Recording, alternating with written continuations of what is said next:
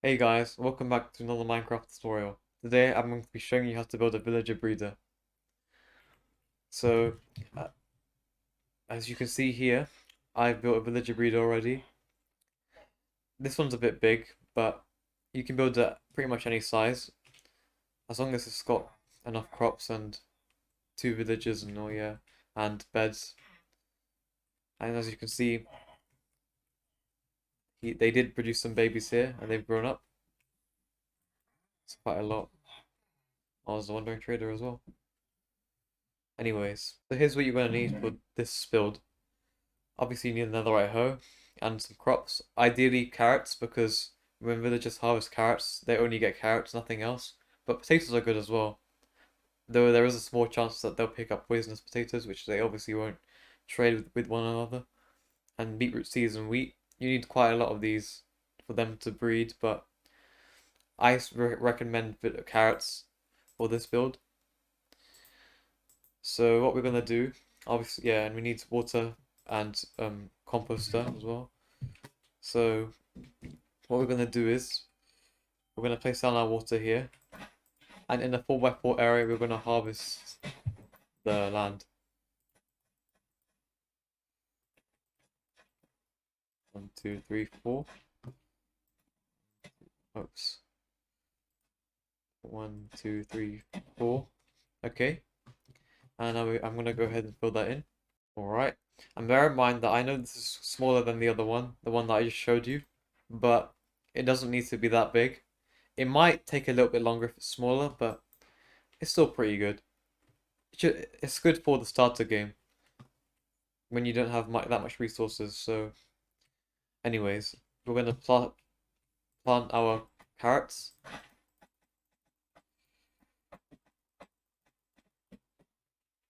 Oops. Then don't do that. If you jump on your crops, they have a chance of breaking. So be careful about that. All right. So now that we have all our crops planted, we're gonna build the base. And you can do this with any material that you like, but I'm just gonna use oak logs.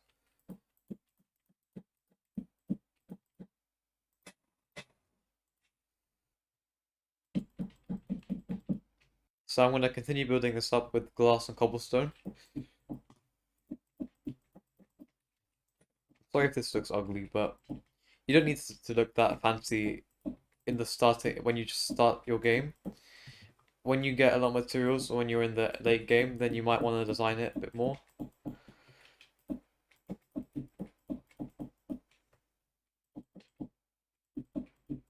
Unemployed or villagers with different professions, because then they won't obviously harvest crops, so you have to have composters. I have to do this. See how? Oh, I think I might just have to do this. Alright. Oh no. Don't want the crops to start breaking. Hold on. Oops. Okay, so now what we're going to do is we're going to make a hole here. Something doesn't have to be too big. It has to be big enough so that baby villagers actually, so because sometimes they might grow up while they're in here, so just make sure that they're not too small. Oops. Although if you put water here, which I'm gonna do, then they're gonna float to the bottom anyway, so even if they grow up, they'll be out here, so it doesn't really matter. And one another thing, make sure that it's listed up properly. It has to be at least above like level 0 for mobs to not spawn. So, because if you don't want mobs spawning here and zombies in particular killing your villagers, so that's why it's always good to keep it bright. Alright, so it's very simple tunnel.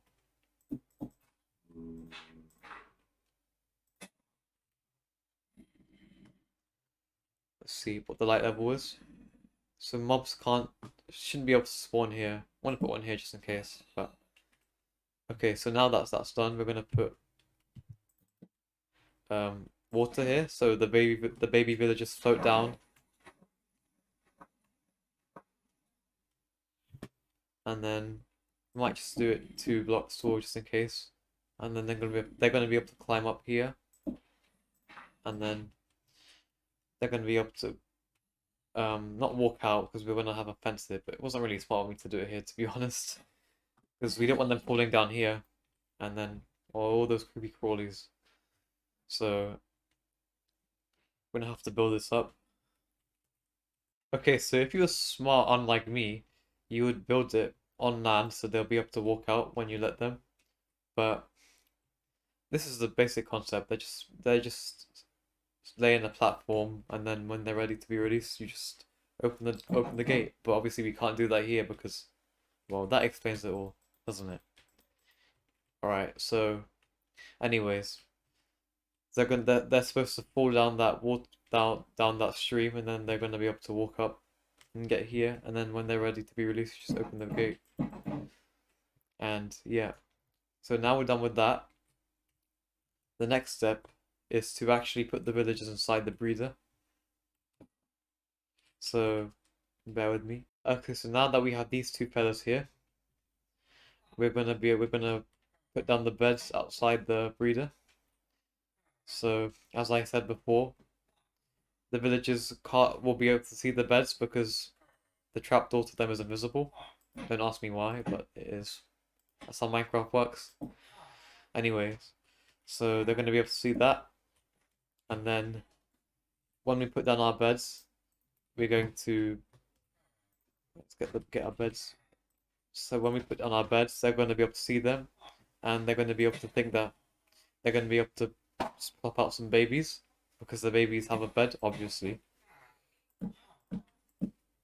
And so because there's 2 beds, the 2 beds are so they are linked up to these 2 beds or these 2 whatever ones, and they think that because they're going to breed, they need another bed for the baby. So because they can see this bed and they think that they can walk to it, even though they actually can't, because that's how villagers' brains work, then they're gonna actually have a baby. So usually, when they're breeding, they're gonna have hearts, obviously, and then they're going to once they're just about to breed, either a little boy or girl or whatever will pop out, or they're gonna show some discs or some weird signs on top of their heads, which means that for some reason they can't see that a 3rd bed or a 4th bed is available to them, so they're not gonna breed. So if you want more than one, just place down more beds, as many as you like. Obviously not too far away from them, but not too close either, because sometimes what happens is the villagers at night they come too close. When they come close to the bed, they can glitch through the trapdoor and then sleep, and you don't want that, obviously. We need to keep them locked. They're our slaves. They're here to serve us, so they can't escape. So make sure that they're a good distance away. So maybe that, or maybe like this if you want. Because they can't get to. I've tested this before, and when I put them like this, sometimes they've been able to glitch out, which you don't want. So I think this is better. But the amount of beds doesn't matter if you because we have a water stream here. The baby villagers will fall down anyway and then come up here. So, but from here they're not going to be able to see the bed or access the bed anyway. So you're pretty much fine. So 1 bed is good enough if you've done what I did. Additionally, if you don't want to use water, then you can use rails as well. You can build a rail line from here to wherever you want the baby villagers to be. So that's basically how it is, how it works. And then so what we're going to be able to see is when they have enough food over time, they're going to hopefully breed, and then we're going to have some baby villagers, and they're going to serve the economy like they're supposed to.